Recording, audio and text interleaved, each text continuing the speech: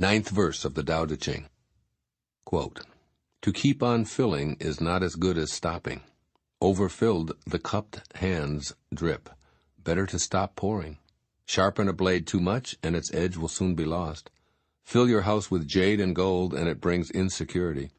Puff yourself with honor and pride, and no one can save you from a fall. Retire when the work is done. This is the way of heaven." Unquote. Living humility. As the eternal Tao is in a continuous state of creating, it knows precisely when enough is enough. Deep within ourselves, we sense that this organizing principle of unconditional supply knows when to stop, so we don't need to question the qualities that the Tao brings forth. The creative source is beautifully balanced in the principle of humility elucidated in this ninth verse of the Tao Te Ching. The Tao has the capability to generate everything in amounts that would stupefy an observer, yet its gentle humility seems to know when there are enough trees, flowers, and bees, and hippos, and every other living thing. Excess is eschewed by the Tao. It doesn't need to show off its unlimited capacity for creating. It knows exactly when to stop. This verse invites us to be in spiritual rapport with this profound characteristic of the Tao.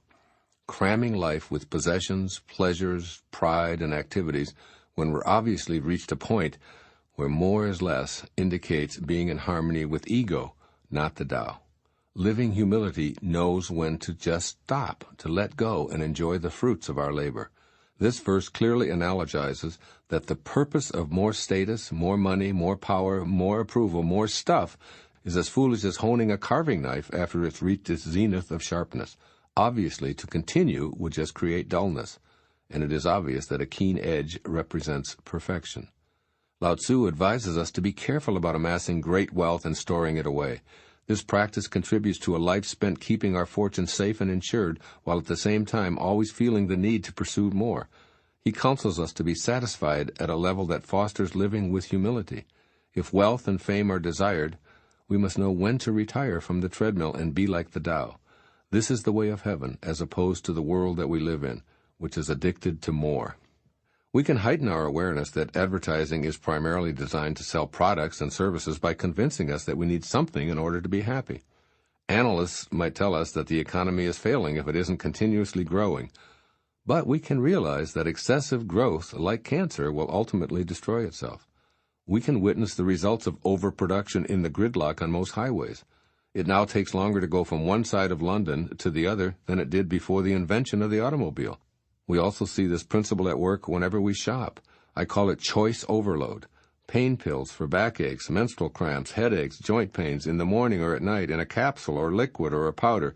And this is true whether we're purchasing toilet paper, orange juice, or anything else. I believe that Lao Tzu sends the following modern advice from his ancient perspective. First, come to grips with the radical concept of enough is enough.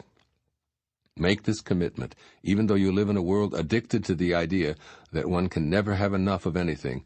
To paraphrase Lao Tzu, do your work and then step back. Practice humility rather than ostentation and uncontrolled consumption.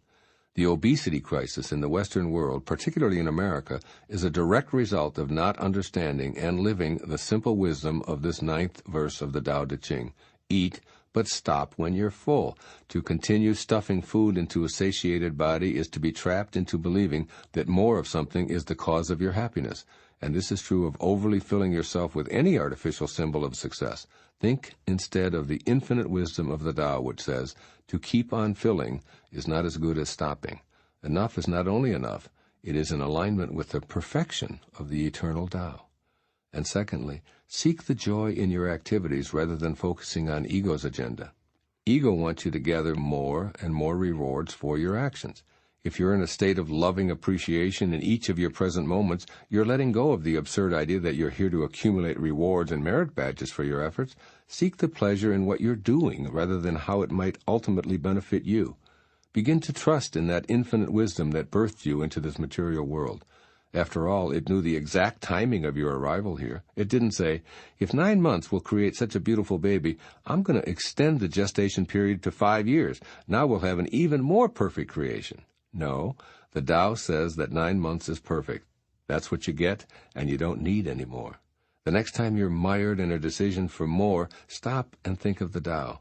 This creation principle fully grasps the idea that when the work is done, then for God's sake it's time to stop. As Lao Tzu advises, this is the way of heaven. Why ever choose to be in conflict with that? Do the Tao now. At your next meal, practice portion control by asking yourself after several bites if you're still famished. If not, just stop and wait. If no hunger appears, call it complete. At this one meal, you'll have practiced the last sentence of the 9th verse of the Tao Te Ching. Quote, "Retire when the eating is done. This is the way of heaven." Unquote.